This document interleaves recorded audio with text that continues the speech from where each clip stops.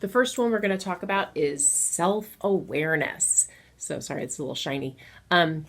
So pointing out kids' strengths for them, having them know their strengths, allowing them to be confident and having high self-esteem, understanding their feelings, having good character, using a growth mindset rather than a fixed. So I might not be able to do this yet, but I'm going to get there and I'm going to be able to do it. And I have resilience and I can make it.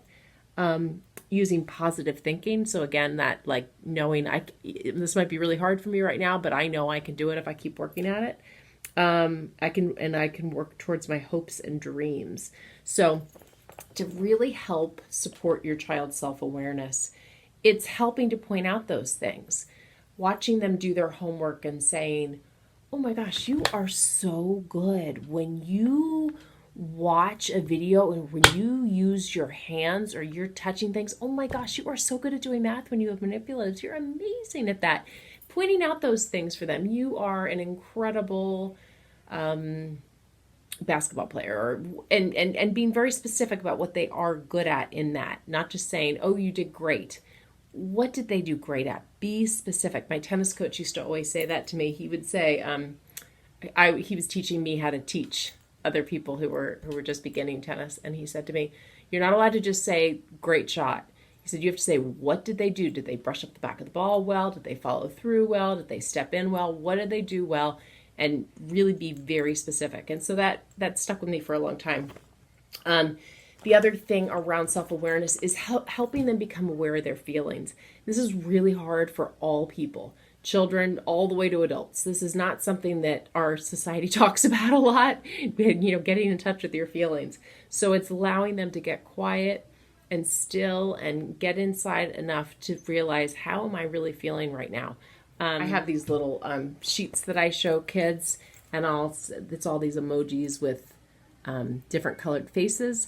And so the blues are sort of in the sad world, area. The grays are the anxious. The pinks are the happy or feeling loved. The greens are calm. The yellows can be sort of anxious, but hopeful, like in a good way. Oranges feel good about themselves, and reds are feeling a little bit angry. But the nice part about these papers is it really gets specific about what it is. So instead of just, I'm mad, are you irritated? Are you annoyed? Are you frustrated? Are you furious? Try to get them to get very specific about it. When they say, I'm worried about something, do you feel uneasy? Are you afraid? Are you feeling shy? Are you embarrassed? Getting super specific with them and helping them understand why they're feeling that way. Are they feeling that way because they just got in a little fight with their brother or sister, or are they feeling that way because they can't do their math homework? So helping them, they say name it to tame it, right? So you have to be able to tame a feeling. It really helps to be able to name it, because once you can name it, you can say, oh yeah, I'm feeling anxious or sad because of this issue, and then you realize maybe you could do something about it, maybe you can't do something about it, right? But it helps us all to be able to identify that feeling, to be able to figure out why it might be happening, and if there's anything you can do to change it. So anyway, that's my push for the self-awareness area, is to really help them start to identify their feelings, and you might want to be cautious if they're in a really angry state at the moment.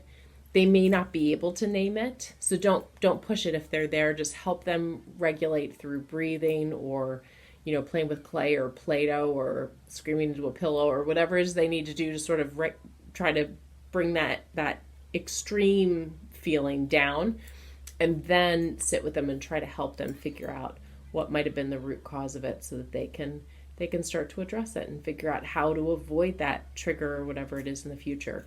So yeah. Good luck with that. Thanks.